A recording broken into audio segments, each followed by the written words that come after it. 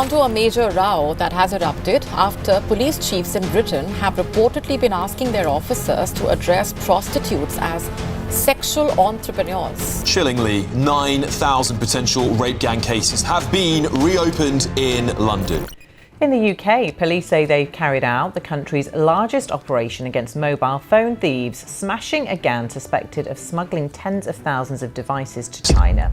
47 phone theft gang leaders just got arrested and 100,000 phones were recovered in a coordinated raid stretching across London. This was not a crackdown on chaos. It was the exposure of a machine. A system so efficient it turned personal devices into profit and personal lives into collateral.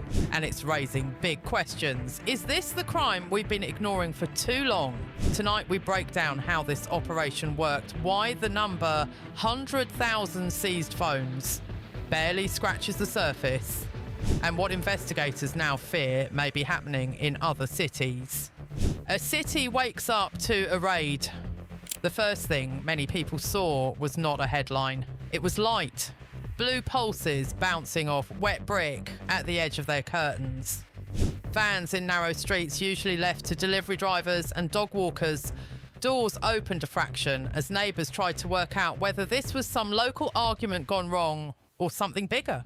Across several boroughs at almost the same moment, plainclothes officers stepped out of the shadows. Some had been sitting in unmarked cars for what felt like hours, watching the same doorway, the same lit window, the same faces going in and out. Others had been waiting in vans, cramped alongside evidence bags, bolt cutters, and numbered tags that would later sit under seized devices. There were no dramatic speeches, no shouted warnings, just a series of short commands, battering rams hitting wood, keys seized, doors thrown open.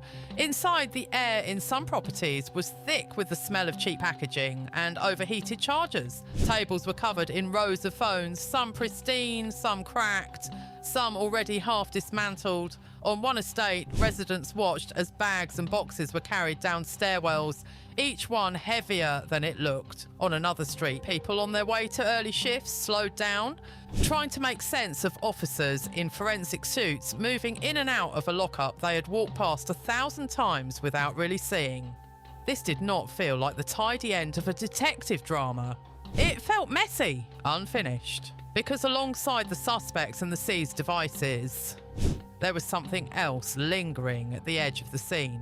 The uncomfortable thought that if you have had a phone stolen in London in the last few years, some trace of your life might now be sitting on one of those metal tables. And as the sirens faded and the vans pulled away, the obvious question began to form.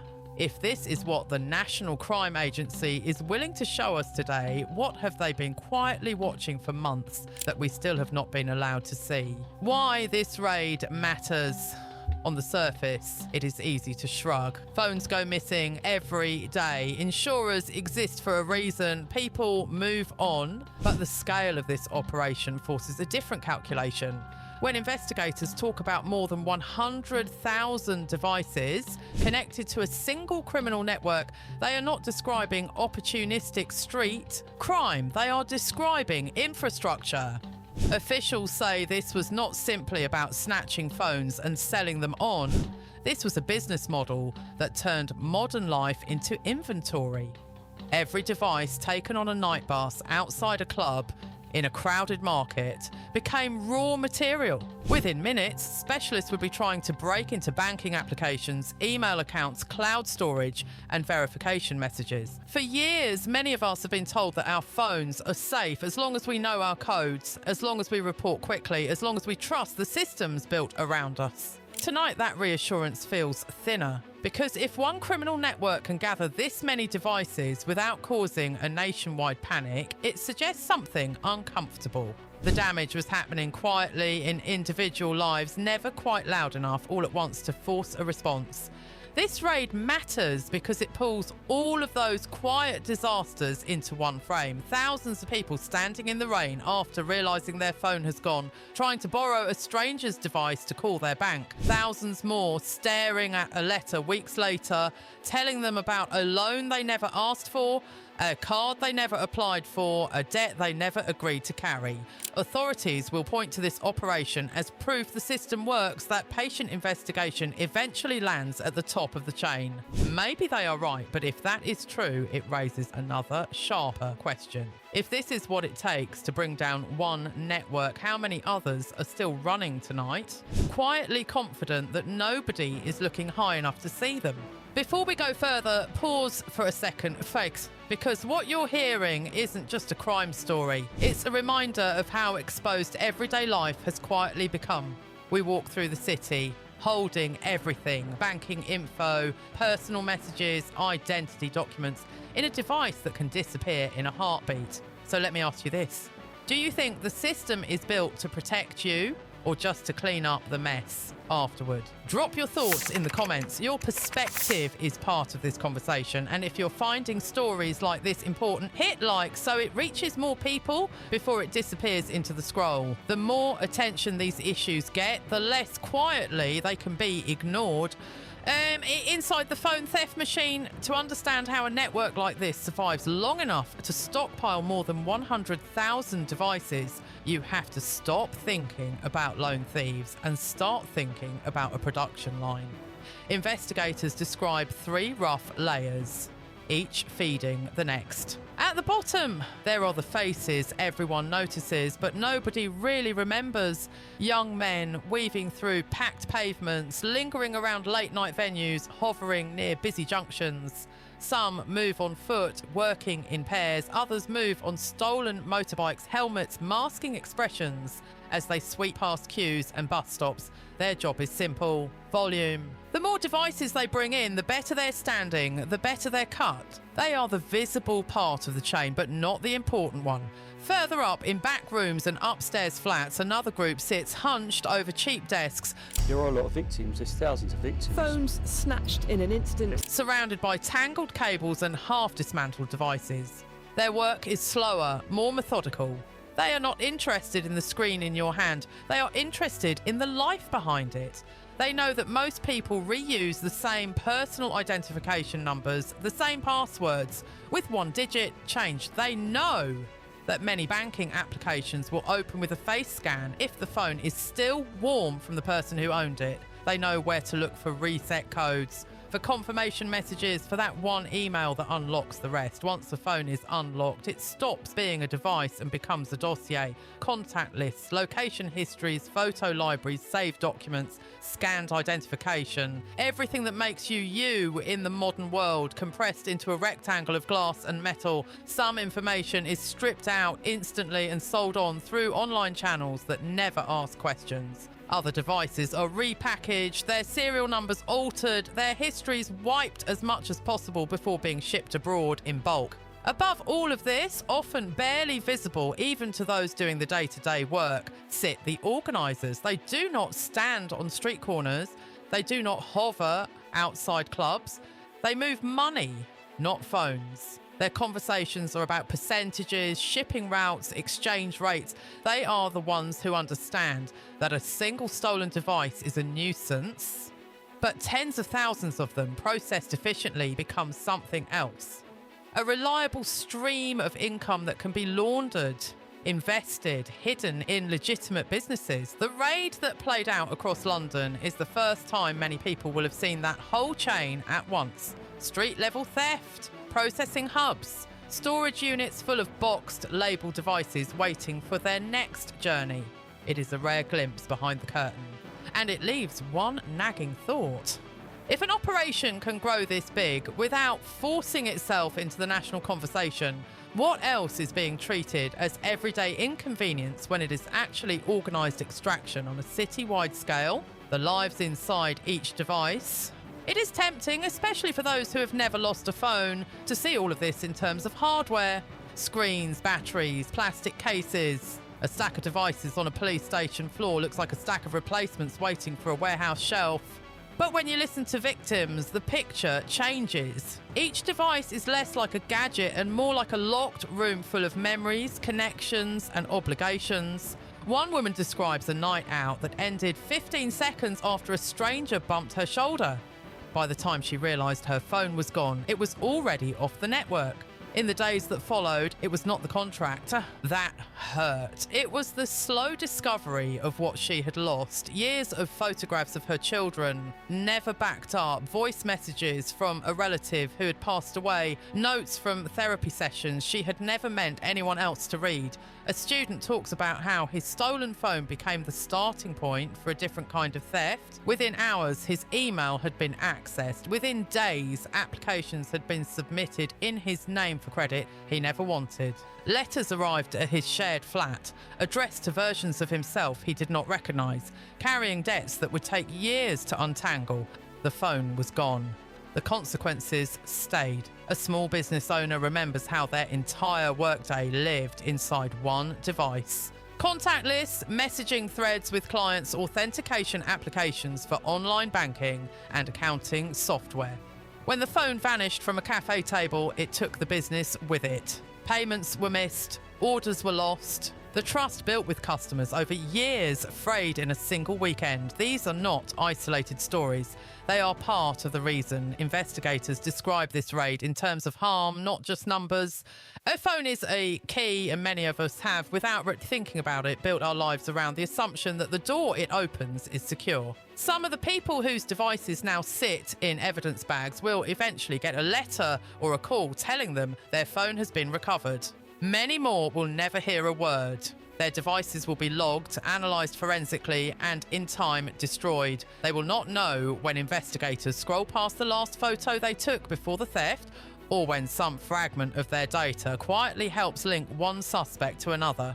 Standing in the middle of a room filled with seized devices, one officer reportedly described the scene in a single sentence. "It looks," they said, "like a warehouse, but it feels like a graveyard." That is the kind of image you struggle to shake, and once it is in your head, it changes how you see the people who built that warehouse in the first place, how the National Crime Agency closed in. Operations like this do not appear out of nowhere. They are usually the end of a long, frustrating stretch during which investigators know something is wrong, but cannot quite prove how it fits together. For months, perhaps longer, officers in the National Crime Agency and the Metropolitan Police Service have been watching patterns that did not look like coincidence. Reports of phone theft clustered around particular transport hubs and nightlife districts. Devices disappearing in bursts around large events.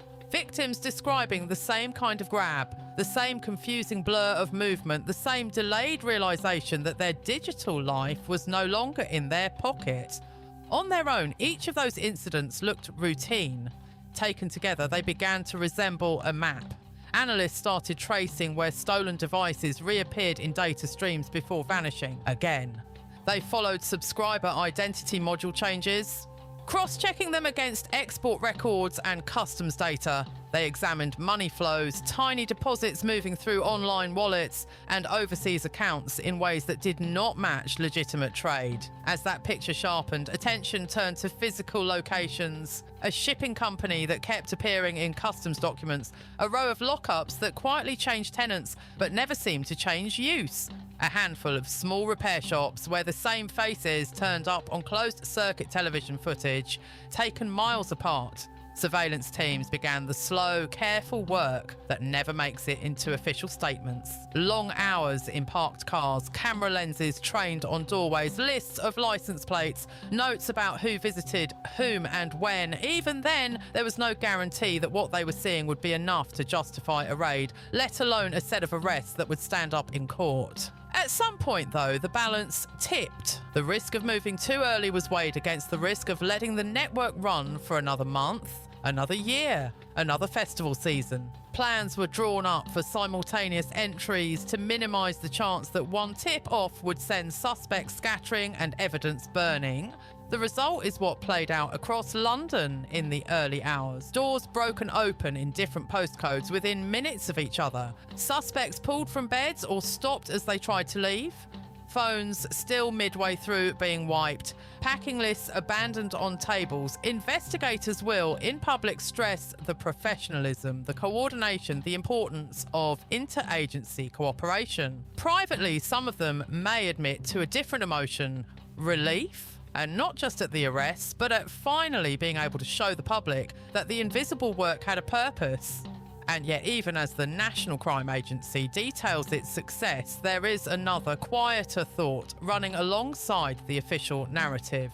If this much effort was needed to bring down one network, how realistic is it to believe that every similar chain is being watched this closely by it? 100,000 seized phones. The number is almost too large to take seriously at first hearing. More than 100,000 devices connected directly or indirectly to this network. It sounds like something from an exaggerated headline, not from an evidence log. But when you walk through a storage unit where row after row of boxes sits labelled with case numbers instead of brand names, it starts to make a different kind of sense. Each device represents a moment, a hand reaching for a pocket and finding empty space, a person patting their bag in rising panic, a search through pockets and under cafe tables that ends with the sinking understanding that the thing they rely on most is gone. It is hard to imagine that volume of panic spread across months and years. Harder still to imagine it being treated as background noise. For some observers, the sheer scale of this seizure will be taken as proof of official competence. Look, they will say at how much has been taken off the streets in one coordinated strike. Look at how many phones will never be resold. Look at how many crimes have been exposed. For others, the same number will read differently. If more than 100,000 devices could pass through a criminal network before enough alarm bells rang, what does that say about the systems designed to protect us? If your phone was stolen 2 years ago outside a station and you were told politely that there was very little anyone could do, how does it feel to realise that it might have been one small piece of a much larger puzzle nobody explained? Investigators insist that forensic specialists will now move through this mountain of devices carefully, looking for links, repeated contact numbers, shared accounts, pictures that place suspects in the same room even if they never appear together elsewhere. The phones are in one sense evidence against the people who handled them, in another they are a map of the people who lost them. Some of that mapping will never be made public. Privacy laws will see to that. Victims will not be named in court unless there is a clear reason. For many, the first and last they will hear of this operation will be a passing story in a news bulletin, a short clip on social media, the distant satisfaction of seeing someone in handcuffs for a crime that once felt intensely personal. 100,000 seized phones. It is a phrase that will be repeated in official statements and political speeches over the coming days, but behind it sits a question that does not fit easily into a press release. When we measure success by what is taken from criminals, how do we measure what was taken from the people they targeted along the way? What changes and what does not? Tonight there will be celebrations of a kind in some offices. Investigators who have poured months into this case will finally be able to go home and tell family that the long evenings and missed weekends led somewhere. Senior officials will stand in front of cameras speaking about decisive action, about sending a clear message, about making the streets safer. In the short term, there may even be a dip in reported phone thefts as the network adjusts, as word spreads that some of the people at the top have been taken out of circulation. Insurance companies will watch the numbers. So will businesses that sell devices and security software. Every big case creates ripples. But the deeper patterns are harder to shift. London is still a city where almost everyone carries their most important possessions in one hand. A city where nightlife districts, transport hubs and crowded events provide perfect cover for quick practice thefts. A city where the gap between what technology promises and what it can truly protect grows a little wider each year. 3 broad futures suggest themselves. In the first, this case becomes a turning point. Sentences handed down to those convicted are severe enough to matter. More resources are directed into follow-up investigations. Phone manufacturers and financial institutions are pushed into designing systems that remain secure even when criminals have both your device and your passcode. Victim support is improved so that losing a phone does not mean losing months of your life to bureaucracy. In the second, the impact is shallower. There is a flurry of attention now, followed by a gradual fading of interest. Reviews are announced, task forces are formed, but budgets remain stretched, training remains patchy. New leaders quietly step into the spaces left by those arrested, adjusting tactics just enough to avoid repeating the same mistakes. Phone theft continues, just under a different name on the profit sheet. In the third, something more unpredictable happens. Public anger at being treated as collateral damage in someone else's criminal enterprise begins to bleed into political frustration. People who have seen their savings drained or their credit histories damaged by a single stolen device start to see phone theft not as low-level crime, but as a sign that the systems supposed to protect them are out of date. Which of those futures arrives will not be decided in press conferences. It will be decided in quiet rooms where budgets are written,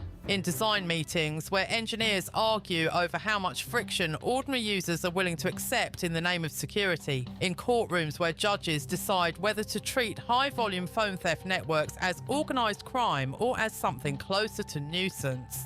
For now, we are left with a snapshot. Gang leaders in custody, storage units filled with evidence, investigators blinking in daylight after long nights of surveillance. And somewhere, maybe on a bus home or in a flat miles away from any of the addresses raided, someone looking at their phone and wondering, perhaps for the first time, what would really happen if it slipped out of their hand and into someone else's. By the time you finish this, new headlines will take its place, but some images will linger. The endless rows of seized phones that look like stock for a shop that will never open. The tired faces of officers who spent nights watching doorways, the suspects shielding their eyes from cameras, and then the unseen image. Your own hand reaching for a missing phone, your life suddenly in someone else's grasp. That is what this raid leaves behind, the reminder that everything that defines you can be lifted in a moment, treated not as memory or meaning, but as merchandise. So tell us this. Have you ever had a phone stolen, and did anyone treat it as more than an inconvenience? Do you believe operations like this are enough? Or does something deeper need to change in how our devices, our data, and our daily lives are protected? Comment down below if you want this story to reach people who still think a stolen phone is just an inconvenience. Share it, and subscribe if you want the full picture as it develops. The prosecutions, the uncovered data trails, the next steps in securing what we carry in our hands every day.